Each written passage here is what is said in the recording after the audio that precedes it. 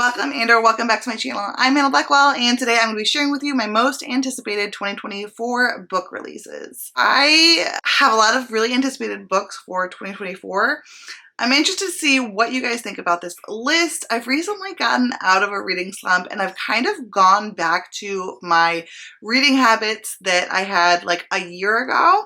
In 2023, I read like 80 to 90% romance. Before that, I'm more of like a 50% romance kind of girly. I have been reading a lot less romance and it's gotten me out of my reading slump. I do have a mix on this list. There is romance, there's fantasy romance, but there's also a lot of other stuff on this list, including thrillers, horrors, sci-fi, and epic fantasy too. Kind of like a mix. I'm very excited about all of these books. I'm excited about my reading plans and just my plans overall for 2024. I'm hoping it's going to be a really wonderful year. And so yeah, I hope you guys are excited for this video. If you like videos about anticipated releases, don't forget to click the like button. Also, please subscribe if you haven't already. Click the notification bell. It really helps my channel grow. And comment down below and let me know what your most anticipated book release for 2024 is. I want to preface this video though, this is not every book that I'm excited to read in 2024. And this is not even every 2024 book release that I'm excited for. There is so many 2024 releases that I don't even know about yet. They haven't been announced yet, or a lot that I'm really looking forward to, but I just decided not to fit into this video because I cannot have this video be like an hour long. I don't have that editing kind of time. I'm a stay-at-home mom. I'm too busy. So this is just kind of like the top books that I'm really excited for there to be released in 2024, but there's a lot of other books that I'm excited about. Let's just go ahead and get into this list of upcoming book releases. Okay, so the first, so you can see like my mess behind me here because I still haven't finished setting up my new bookshelves, obviously, but we're getting there. We're getting there. It's okay. Okay, so the first one I want to talk about is actually a book I've already read, but I will be buying this book as soon as it comes out, and that is Emily Wilde's Map of the Otherlands by Heather Fawcett. This is book 2 in the Emily Wilde series. I absolutely adored it. I think the first book has a tiny edge up, but they were both 5-star reads for me, and I want to reread both of them probably next year. I just absolutely adored it. I loved it. I can't wait to get my hands on the physical copy. If you haven't checked out the series, it's really cool. It follows a curmudgeon professor who is studying fairies. So she studies what's called Dreidology. I would definitely call this like a light academia type of fantasy book or fantasy series. And each book has its own adventure. There's also a really cute love story in it. And yeah, you just follow her studying fairies and basically her misadventures in social etiquette as well. I just loved it. Definitely recommend for you to check it out if you haven't already. Another sequel that I'm very excited for, actually, I don't know if this is a sequel. This might just be like a companion book or another book. The cover has similar looks to it though. Okay, this is called A Witch's Guide to Magical Innkeeping by Sangu Bandana. I loved The Very Secret Society of Regular Witches. This has a similar style of cover. I'm really excited for this. It says, an enchanting novel about a witch who has a second chance to get her magical powers and her life back on track. Sarah Swan was once one of the most powerful witches in Britain. Then she resurrected her great aunt Jasmine from the very recently dead, lost most of her magic, befriended a semi-villainous talking fox, and was exiled from her magical guild. Now she, slightly reluctantly and a bit grumpily, helps her Aunt Jasmine run an inn in Lancashire. It sounds like a super sweet, cute, heartwarming, witchy fantasy romance, cozy fantasy, just like the first book. I don't think it's set in the same world actually, and I don't think the two are actually related at all. Not from what I'm seeing. I also forgot to tell you guys, I know that some people are amazing at like putting their anticipated releases in order of when they're being released. I am not that person. I am not that person. I don't think I did it last time, and if I did, you know what? Good for me. Good for me. These are all released next year. I will put the dates though. I will put the dates though down below in the description, just so you know. Okay, so the next book I have here is An Education in Malice by S.T. Gibson. So this is like a dark academia book, by S.T. Gibson. She wrote A Dowry for Blood, which I really enjoyed. It was like a very gothic vampire book that was very genre bending, I would say. It wasn't quite horror. It wasn't romance. It had romantic elements, but I think it would most aptly be described as just like a gothic tale. So this is Dark Academia.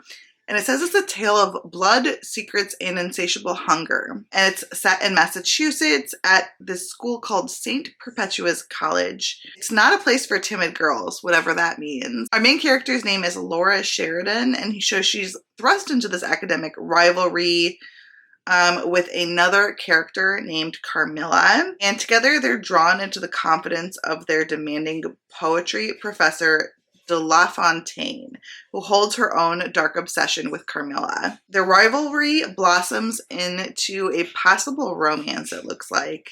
This looks really interesting. So there's sinister games, sinister politics, and rivalries, but a romance with dark academia vibes.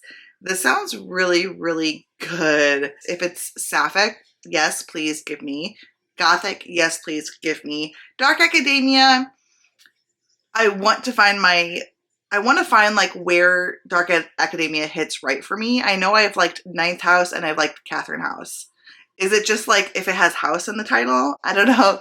I do want to try Babel, but I don't like the super pretentious style, like a Very Secret History kind of book, but this one looks really good. Next I have What Feasts at Night by T. Kingfisher. This is the first of 2 T. Kingfishers I have on this list. And this is like I don't know if it's like a companion novel or a sequel. It says it's a follow-up. Retired soldier Alex Easton returns in a horrifying new adventure. Okay, so it follows the same main character. After their terrifying ordeal at Usher Manor, Alex Easton feels as if they just survived another war. They crave rest and routine and sunshine, but instead, as a favor to Angus and Miss Potter, they find themselves headed to their family hunting lodge deep in the cold, damp forest of their country home, Galatia. But when they get to this hunting lodge, where it's like it says it's like super cold, dark, it's autumn, they get to this hunting lodge and the groundskeeper's dead. The lodge is in disarray. The grounds are troubled by a strange and uncanny silence. The villagers are talking about a potential monster. So the main character knows something's just not quite right. This sounds very good. I'm excited to see what these characters get up to next. I really liked the Mrs. Potter character from the first one. I like that it sounds like she might be in this too. Okay, let's just go ahead and talk about the other T. Kingfisher book I do have on this list, and that's called A Sorceress Comes to Call. And it looks like this is actually a full-length novel from T. Kingfisher. And it's a dark retelling of The Goose Girl, which is a Brothers Grimm story. It's rife with secrets, murder, and forbidden magic. And the main character's name is Cordelia. She knows her mother is unusual. Their house doesn't have any doors between the rooms, so there's just like no secrets allowed there, I guess. And her mother doesn't allow Cordelia to have a single friend, unless you count Falada, her mother's beautiful white horse.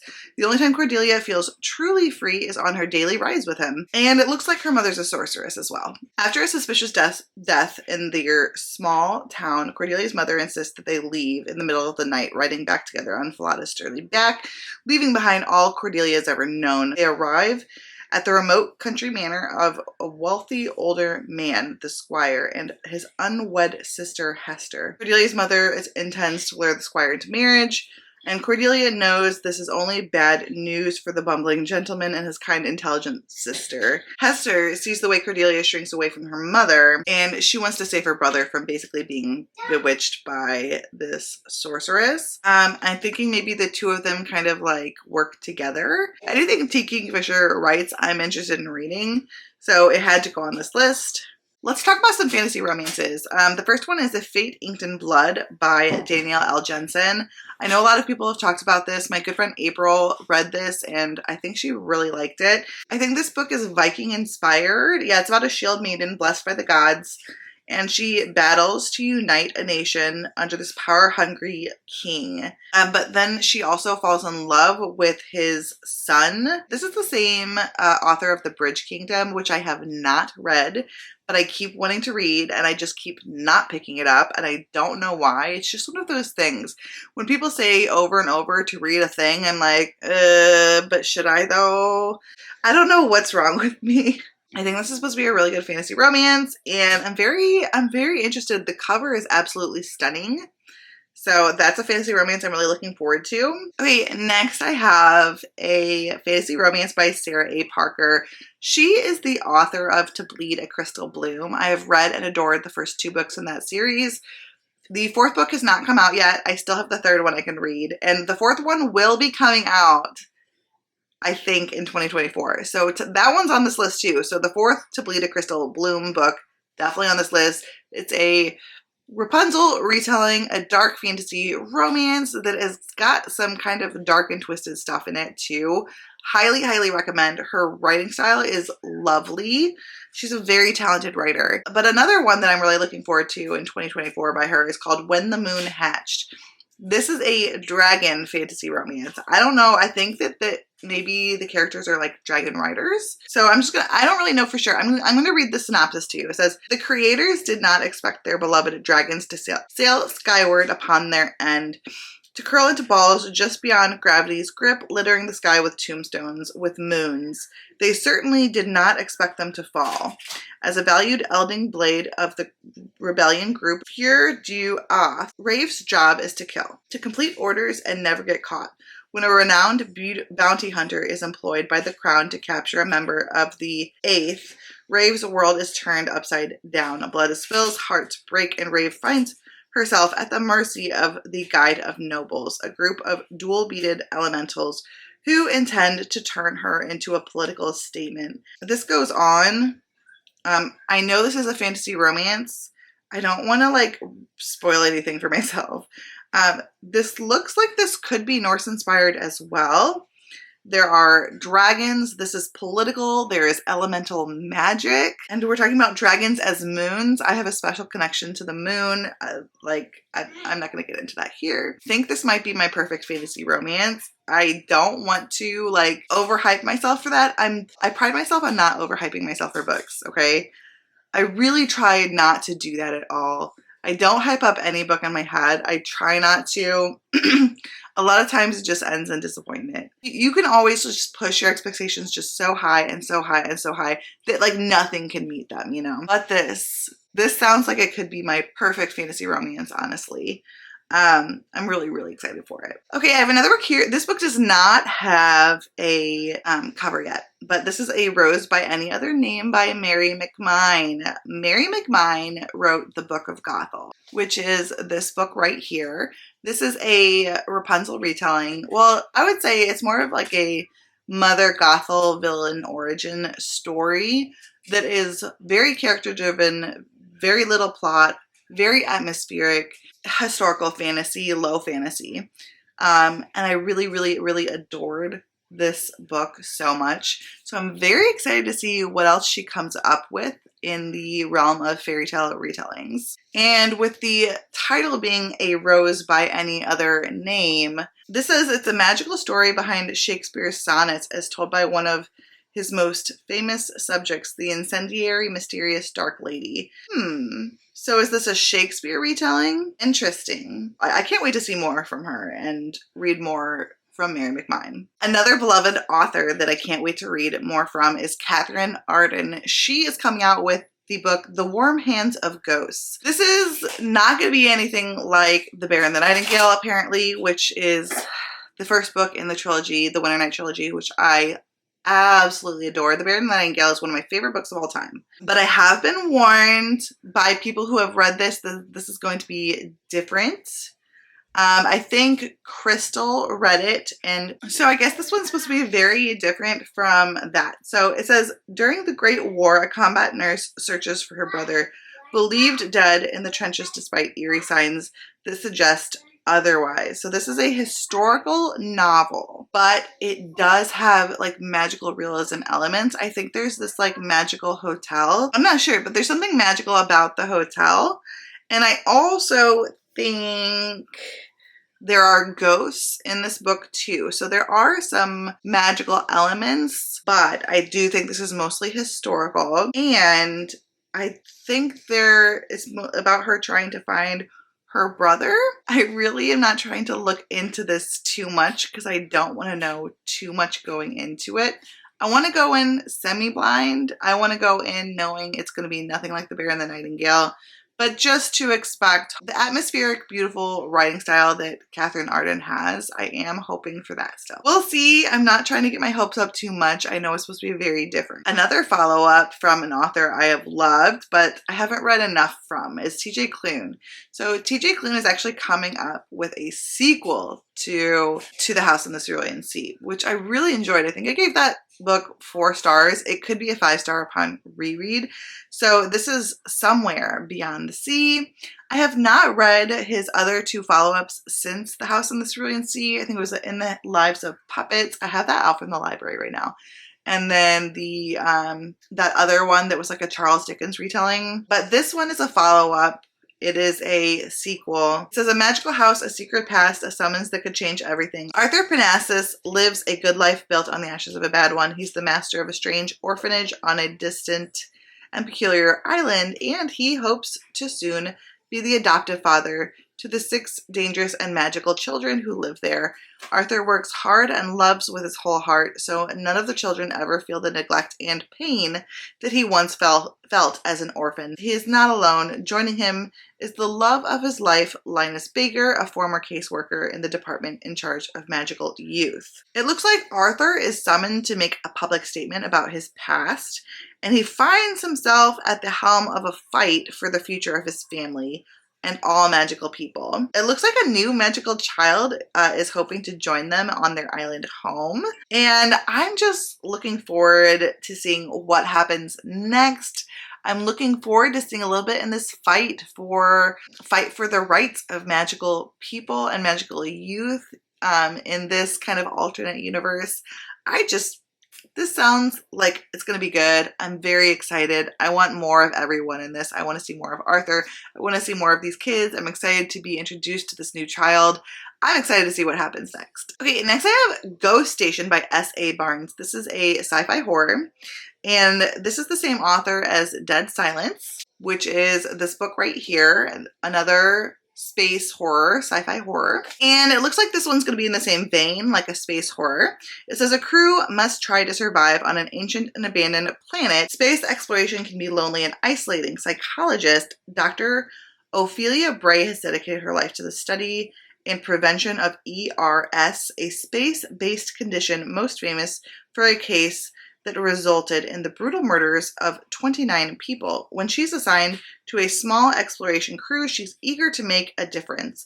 But as they begin to establish residency on an abandoned planet, it becomes clear that the crew is hiding something.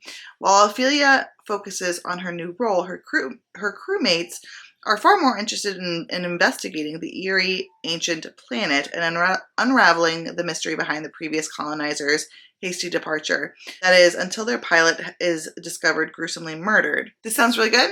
I gave Dead Silence 4 stars. I don't know that it's going to be like my next all-time favorite book, but I'm looking for like fun thriller times, like a fun space horror that will just grip me and I'll want to read fast and like just eat it up kind of thing. I'm hoping this is a good fun time. And another sci-fi, I would say maybe it's like a sci-fi mystery thriller. This is by Stuart Turton. I know he is really well known for the 7.5 Deaths of Evelyn Hardcastle, something like that. I always get confused with the 7.5 Husbands of Evelyn Hugo.